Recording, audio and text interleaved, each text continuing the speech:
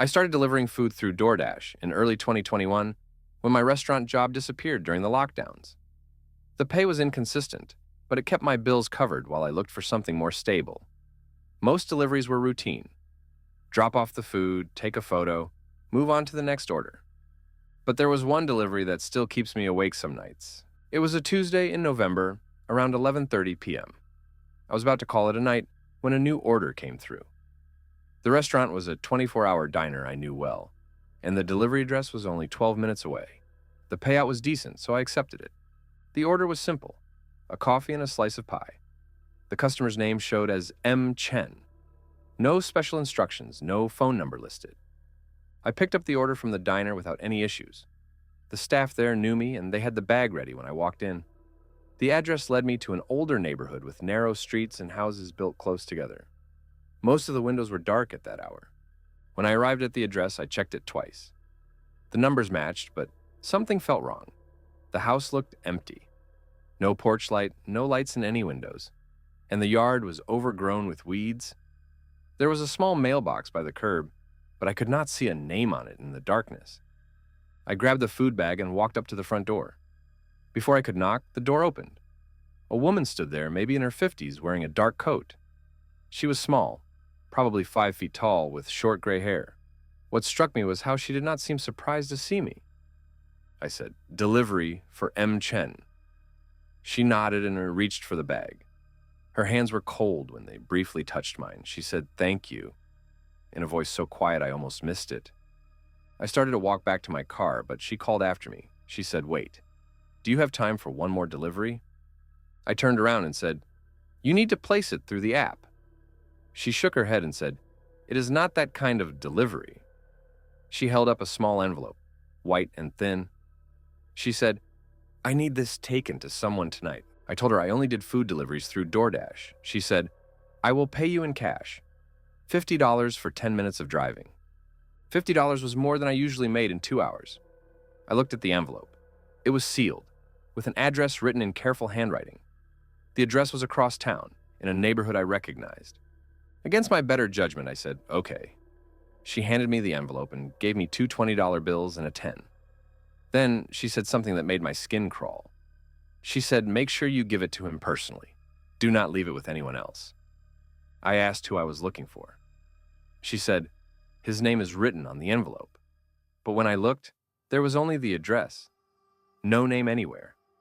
I asked her what name to ask for. She stared at me for several seconds without blinking. Then she said, "You will know when you see him." I put the envelope in my jacket pocket and walked back to my car. When I looked back at the house, the door was closed and the woman was gone. I sat in my car for a moment, wondering if I should just drive home and forget about it. But $50 was $50. The address took me about 15 minutes to reach. It was a small apartment complex, 2 stories with outside stairs leading to the upper units.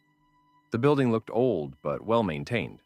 I found the unit number and climbed the stairs to the second floor. I knocked on the door and waited.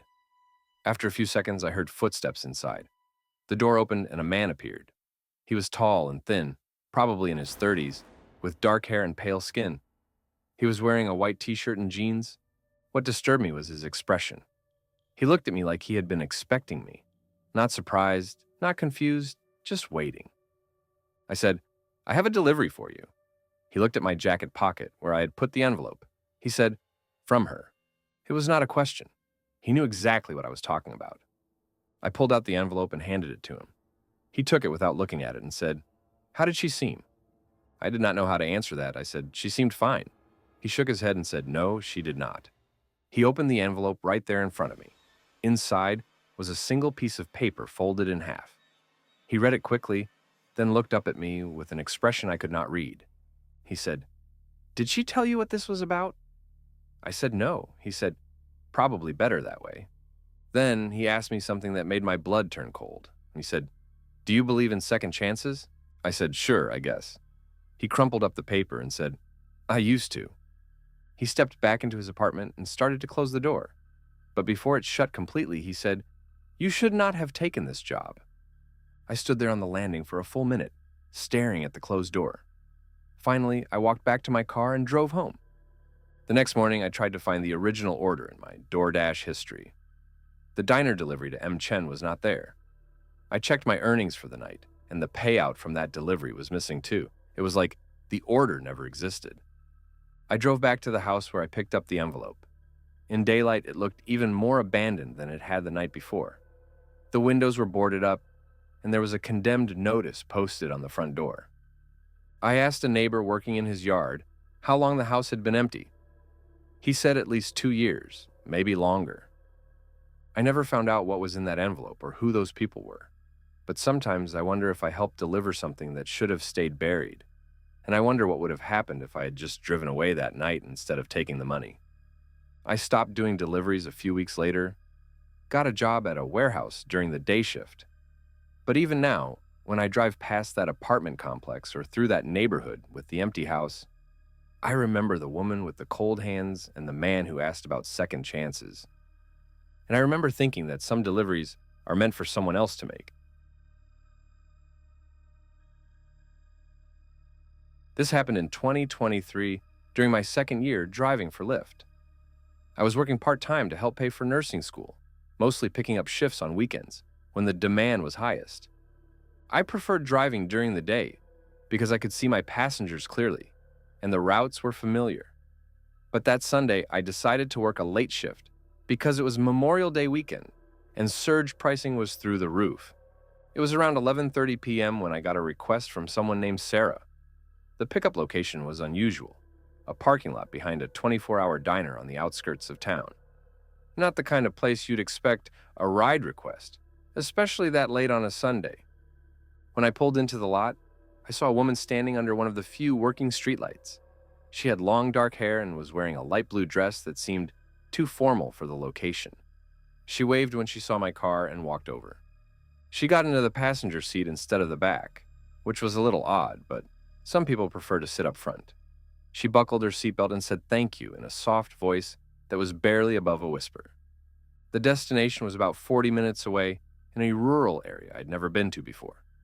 The GPS route took us through several small towns and then onto country roads with no lighting except my headlights. Sarah seemed pleasant enough at first. She asked how long I had been driving and whether I liked it. Normal small talk, but about 15 minutes into the trip, she started asking strange questions. She wanted to know if I had ever driven to Millfield Road before. That was our destination, so I said no, this was my first time out there.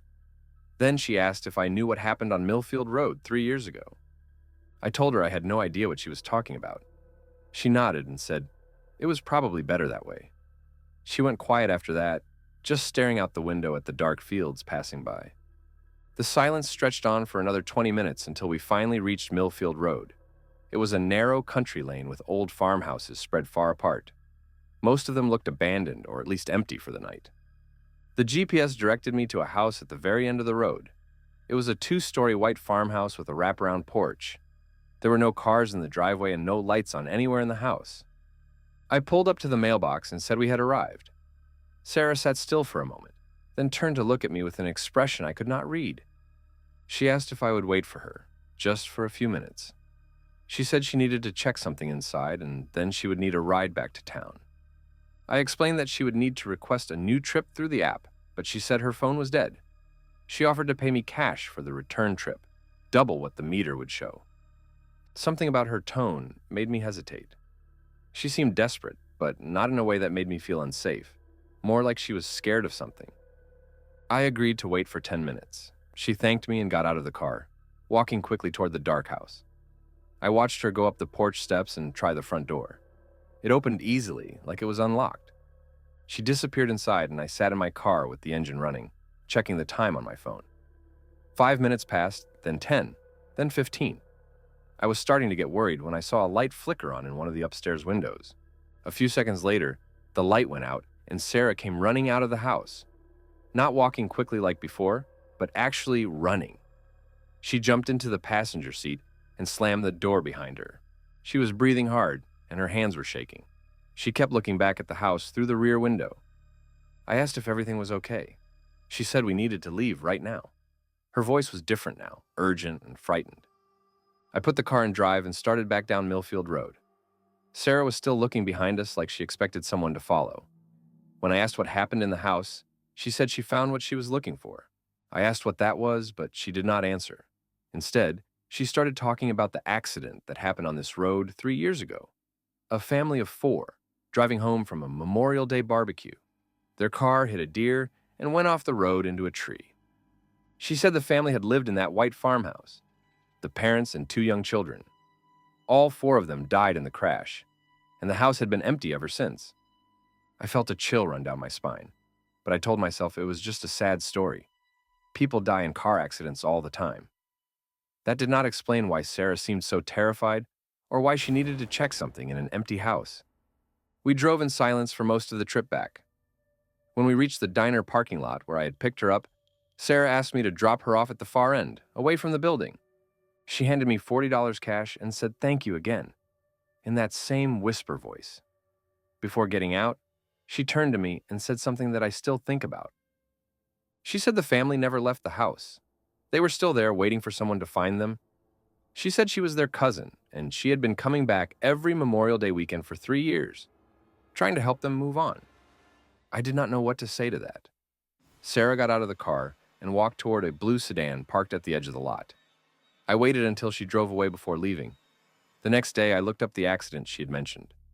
I found a news article from 3 years ago about a family named Patterson who died in a crash on Millfield Road. The article included a photo of them, parents in their 30s with a boy and a girl, maybe 8 and 10 years old. But what made my blood run cold was the photo of the woman in the article. Sarah Patterson, 28, survived by her cousins and extended family. The woman in the photo looked exactly like the passenger I had driven the night before. According to the article, Sarah Patterson had died in the crash, along with the rest of her family. There were no survivors. I reported the incident to Lyft, but I did not mention the part about the dead passenger. I just said I had driven to an abandoned house and felt uncomfortable about it. I never drove that route again. Sometimes I wonder if I imagined the whole thing, or if there was some mistake in the news article. But I still have the $40 she paid me, and I remember every detail of that conversation. I hope whoever she really was, she found what she was looking for that night.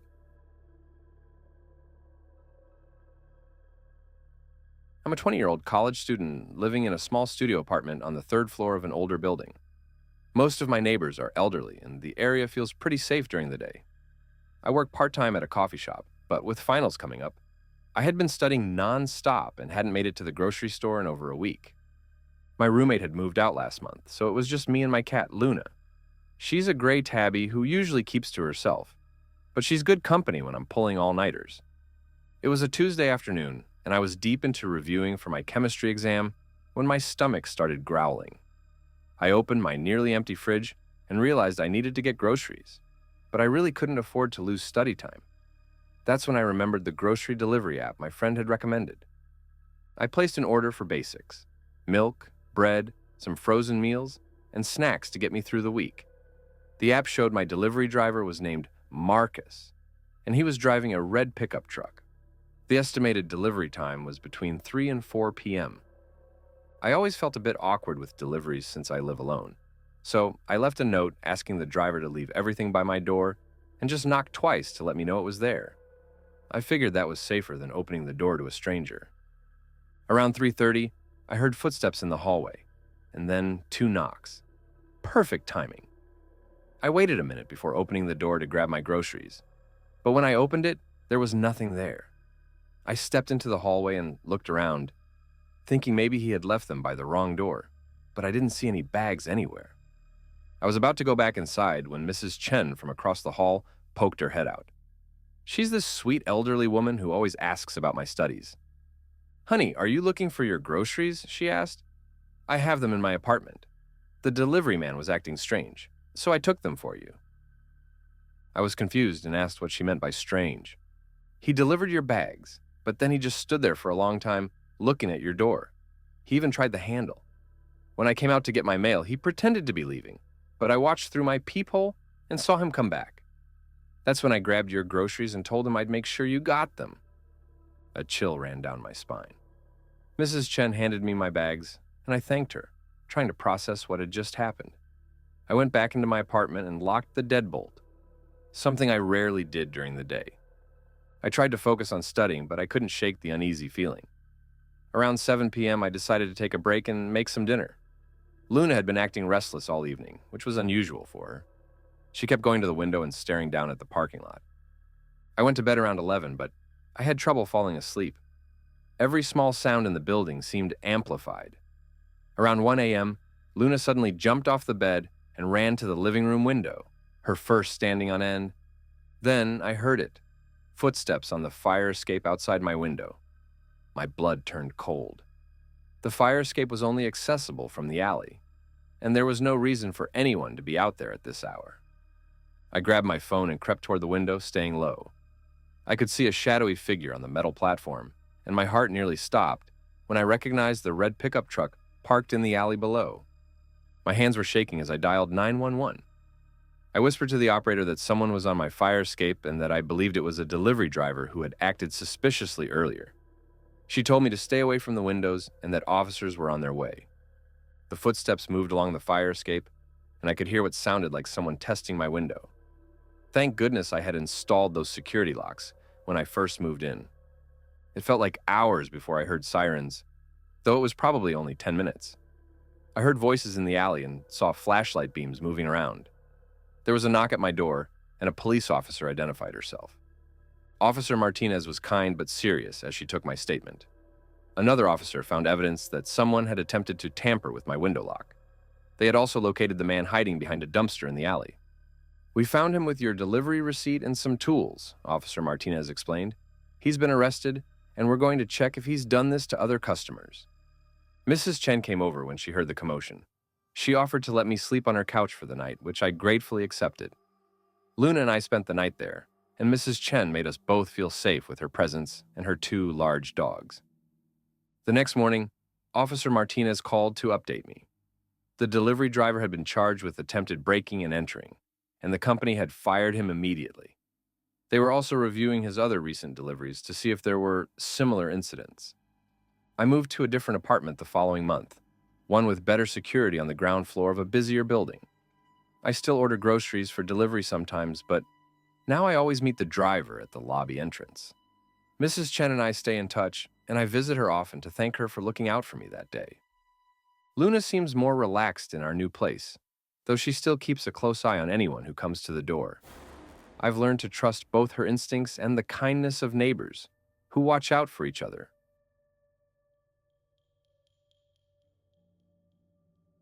I was 28 at the time, traveling with my girlfriend Emma to Chicago for her sister's wedding. We had arrived 3 days early to explore the city since neither of us had been there before. Emma was excited to show me around after doing research on all the must-see places. We spent most of the day walking through Millennium Park and along the lakefront. The bean was incredible to see in person, and we must have taken 50 photos of ourselves reflected in its surface. Emma loved the Crown Fountain, and we watched kids playing in the water jets for almost an hour. By late afternoon, we had covered most of downtown and were both exhausted. Emma pulled out her phone to call a Lyft back to our hotel. My feet were killing me, and I could see she was just as tired from all the walking we had done. The app showed our driver would arrive in 8 minutes, so we found a bench near the park entrance to wait. After about 10 minutes, a dark blue sedan pulled up to the curb in front of us. Emma stood up and waved, and the driver gave a small wave back through the windshield. She opened the rear door and slid in, so I followed without thinking twice about it. The driver was a middle-aged man wearing a baseball cap and sunglasses. Looking back now, I realize how careless we both were. We never checked the license plate, never asked for his name, never verified anything. Emma had made the request on her phone, and I just assumed she had done all the checking. It seemed routine after using rideshare apps hundreds of times before. The driver pulled away from the curb without saying hello or asking about our destination. I found that strange since most drivers at least confirm where you're going. But I was tired and figured maybe he was just focused on driving. Emma leaned back in her seat and closed her eyes. After about 5 minutes, I noticed we were heading in the wrong direction. I had studied the map earlier and knew our hotel was north of the park, but we were driving south toward what looked like industrial areas. I tapped Emma on the shoulder and pointed out the window. She opened her eyes and immediately sat up straight. I could see the confusion on her face as she looked around at the unfamiliar streets. She quickly pulled out her phone to check the route in the app. Her face went pale as she stared at the screen. She showed me her phone. The app said our driver had just arrived at the pickup location and was asking where we were. Below that was a photo of a completely different person than the man currently driving our car. The license plate number and car model were wrong too. My stomach dropped as I realized what had happened. We were in a stranger's car with no idea where he was taking us or what he wanted. I looked at the back of the driver's head, trying to stay calm and figure out what to do. I leaned forward and spoke in the most casual voice I could manage. I told him there had been a change of plans and asked if he could drop us off at the next corner. The driver glanced at me in the rearview mirror but didn't respond. He didn't slow down or acknowledge what I had said at all. Emma was starting to panic beside me. She was typing frantically on her phone, probably trying to call for help or contact the real Lyft driver. I put my hand on her arm to try to keep her calm, but my own heart was racing. I tried again, speaking louder this time. I said we needed to get out immediately and that we would pay him for his trouble. Again, the driver just looked at me in the mirror with no expression and kept driving. We were now in an area I didn't recognize at all, with fewer cars and buildings around us. That's when I made a decision that probably saved our lives. I pulled out my phone and started recording a video. I spoke clearly, describing our situation, the car we were in, and the direction we were heading. I made sure to film the driver and mention the time and date. The driver must have heard me or seen what I was doing because he suddenly pulled over to the side of the road. Without saying a word, he reached over and unlocked the doors. Emma and I didn't hesitate. We grabbed our things and got out as quickly as possible. The moment we were clear of the car, the driver sped away. We found ourselves standing on an empty street corner in an unfamiliar part of the city. Emma was shaking and I was trying to process what had just happened while figuring out how to get us back to safety. Our real Lyft driver called a few minutes later, asking where we were. We explained our location as best we could, and he arrived within 15 minutes. This time we checked everything twice before getting in. The legitimate driver was shocked when we told him what happened. He said there had been reports of fake drivers targeting tourists near popular attractions. He explained that criminals would watch for people requesting rides and then pose as their drivers to rob them or worse. He said we were smart to record the incident and lucky to get out when we did. We made it back to our hotel safely and immediately called the police to report what happened. We gave them the video I had recorded and detailed descriptions of the fake driver and his car. The officer said they would investigate, but warned us that these criminals often change vehicles and rarely get caught. The rest of our trip was tense. We were much more careful about transportation and always double-checked everything before getting into any vehicle. The incident had shaken us both, and it took days before we felt comfortable using rideshare apps again. That experience taught me never to take safety for granted, especially when traveling. Always verify your driver's photo, license plate, and vehicle details before getting in. Ask them to confirm your name before you confirm theirs. Trust your instincts if something feels wrong. Most importantly, have a plan for what to do if you find yourself in a dangerous situation. Recording that video may have been what convinced the fake driver to let us go. Sometimes showing that you're aware of what's happening and documenting it can be enough to make a criminal think twice. I still think about that day and wonder what might have happened if we hadn't noticed the wrong direction or if I hadn't started recording. I hope sharing this story helps others avoid making the same mistakes we did and reminds everyone to stay alert and verify their rides.